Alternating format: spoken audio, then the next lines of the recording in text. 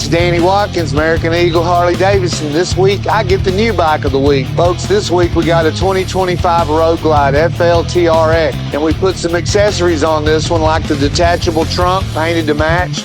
We also put the passenger footboards here. We got the new lowers that Harley's offering. And this motorcycle is powered by the Milwaukee 8 117, liquid cooled. It's got all the new ride modes, the big 12.3 screen display. We also put some really cool Bassani slip-on exhaust on this one. Sounds amazing. This is just one of the fine motorcycles we got here at American Eagle.